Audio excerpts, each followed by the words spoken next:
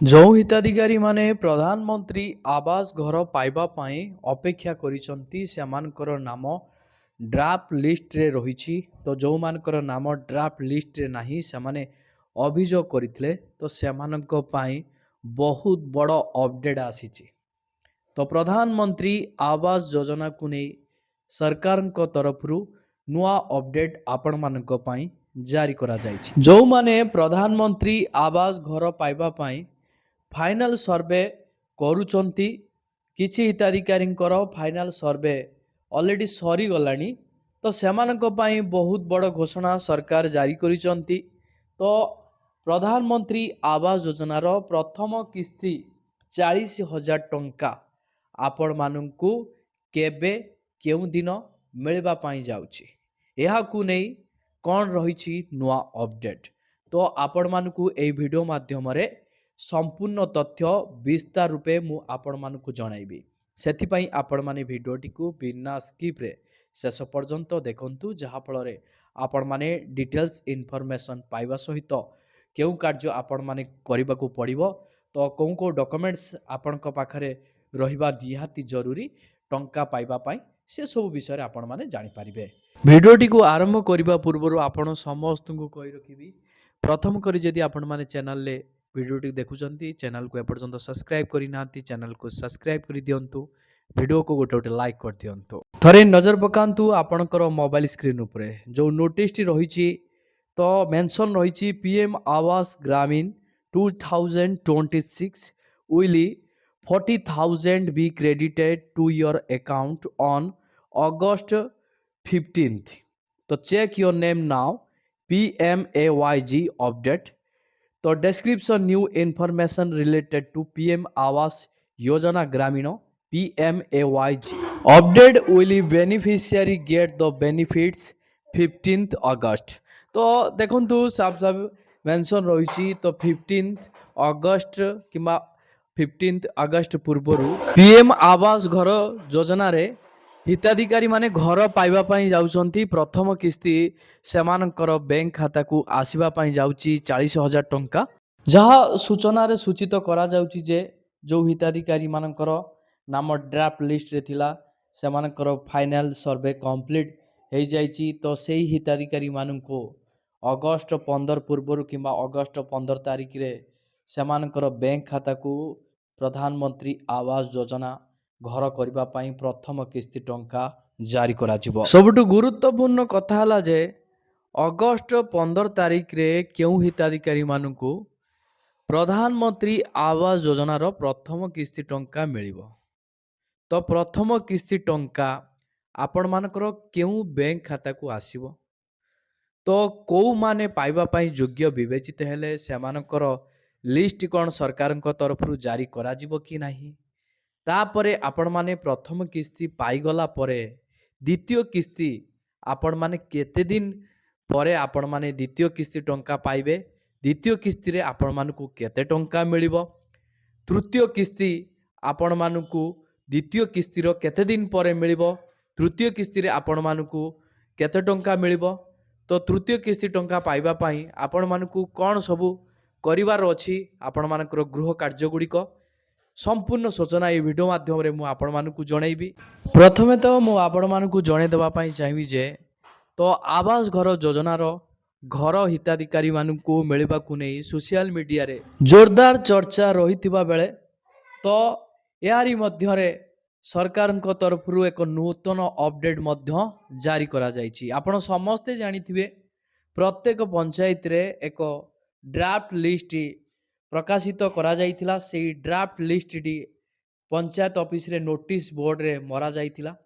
तो अनेक हिताधिकारी मध्य draft list रे सेमानकर नाम देखिबाकू पाइथिले, आउ किछि हिताधिकारी ड्राफ्ट लिस्ट रे सेमानकर नाम देखिबाकू पाइ नथिले। तो एही ड्राफ्ट लिस्ट रे जो मानकर नाम रहिछि, तो एइटा को फाइनल लिस्ट बोली अनेक हिताधिकारी माने धरी नउथिले, किंतु एइटा फाइनल लिस्ट नथिला। जतिकि भी हिताधिकारींकर नाम ए ड्राफ्ट लिस्ट रे रहिछि, से हिताधिकारींकर नाम केवल आवेदन जुगु रहिछि। जो माने प्रधानमंत्री आवास प्लस आप माध्यम रे आवेदन करितले सेमानकर नाम रहिछि, आउ जो माने पंचायत ऑफिस रे एसोसिएट सर्वे जाई करथिले पीओ को माध्यम रे सेमानकर नाम रहिछि। तो समस्त तो आवेदन करथिले किंतु किछि हिताधिकारींकर नाम नथिला आवेदन करिबा सत्ते भी सरकार यहाँ पाई मध्य व्यवस्था करथिले।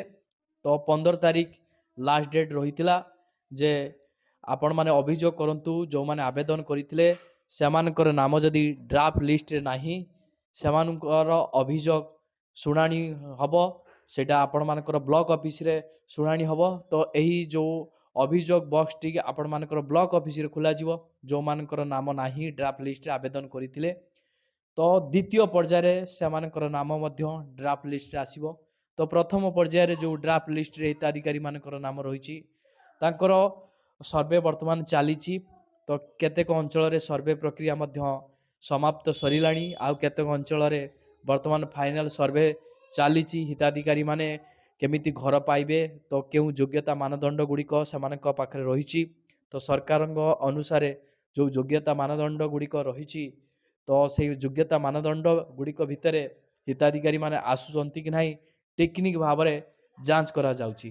पूर्वर जो योग्यता मानदंड गुड़िक थिला सेथिरे अनेक सारा परिवर्तन करा जाइची। एबे नूतन योग्यता मानदंड आसीची। सेही योग्यता मानदंड आधार रे हिताधिकारी मानकु प्रधानमंत्री आवास घर प्रदान करा जिवो। तो एही फाइनल सर्वे जो माने कंप्लीट करि सारिचंती सेमानकर बैंक खाता को अगस्त 15 तारिख रे प्रथम किस्ती टंका जारी करा जिवो बोली जहा रिपोर्ट रु जना पड़िची। एही ड्राफ्ट लिस्ट रे जो मानकर नाम रहिची सेमानकु प्रधानमंत्री आवास घर मिलबो बोली सेमाने 100% आशा रखिचंती। किंतु देखंतु वर्तमान सेमानकर धारणा रहिची तो जो मानकर ड्राफ्ट लिस्ट रे नाम रहिची सेमानकु आवास घरर प्रथम किस्ती टंका मिलबा पई जाउची। तो आपण मानकु मु कहि रखिबी आवास घरर जो प्रथम किस्ती टंका हिताधिकारी मानकु केबे जारी करा जिवो एहाकु नै ऑफिशियली कौनसी आपण मानकर तारीख की रिपोर्ट घोषणा करा जाई नहीं जहाँकि सोशल मीडिया रे वर्तमान जहाँ रिपोर्ट रु आपण मानकु आमे जणाउछु। तो सरकार को तरफ रु ऑफिशियली वेबसाइट रे आपण मानकर ए रिपोर्ट मध्य खूब शीघ्र प्रकाशित होबा पई जाउची। किंतु जहाँ सोशल मीडिया रिपोर्ट अनुसार बा जो किछिटा गणमाध्यम रिपोर्ट रही जे से दाबी करूचंती अगस्त 15 रे जो माने सेमानकु आवास घरर प्रथम किस्ती टंका मिलिबो बोली यह केते दूर सत्य अगस्त 15 तारिख पर ही जना पड़िबो। तो वर्तमान सरकार को तरफ रु आवास घर को नहीं तो गोटे रिपोर्ट ही जारी करा जाइछि। तो सर्वे वर्तमान प्रक्रिया चलिबो वेरीफाइड हबो हिताधिकारी डॉक्यूमेंट्स गुड़िक आ समस्त योग्यता मानदंड गुड़िक वेरीफाइड हबो। तो वेरीफाइड परे आपण मानकर एक स्वतंत्र लिस्ट मध्य प्रकाश पाइबो। तो यही स्वतंत्र लिस्ट मध्य आपण वेबसाइट रे देखिबा पाई पाइबे। जदि आपण माने प्रधानमंत्री आवास योजना ग्रामीण रे आवेदन करिसंती आपण PMAYG वेबसाइट रे आपण माने ए स्वतंत्र लिस्ट मध्य चेक करि परिबे। जदि आपण माने शहर रु बिलोंग्स करूचंती ताहाले आपण माने PMAYU वेबसाइट रे मध्य आपण मानकर ए स्वतंत्र लिस्ट टिको आपण चेक करि परिबे। तो आपण केमिति चेक करिवे पूर्व वीडियो रे मध्य मु आपण मानकु जणै देछि आपण माने केमिति चेक करिवे। तो आपण मानकर जो आवास घरर जो किस्ती टंका आपण मानकु मिलबो आपण समस्त योग्यता मानदंड पूर्ण करूचंती ताहाले आपण मानकर आधार कार्ड सहित बैंक अकाउंट को संयोगीकरण करने सहित आपण मानकर डेबिट को सक्रिय रखी KYC को आपण माने संपूर्ण करने नित्यांत जरूरी अटे। KYC अपडेट आपण मानकर बैंक खाता रे मध्य आपण करई नबा निहाती जरूरी नचेत आपण मानकर आवास घर जो किस्ती टंका अटकी जाई पारे आपण असुविधा रे पड़ी पारंती। तो आपण मानकर आधार कार्ड सहित जो संयोगीकरण रही बैंक खाता सहित ताहाकू आपण मान तुरंत संपादन करने सहित डेबिट को सक्रिय रखिबा आपण मानक पई नित्यांत जरूरी।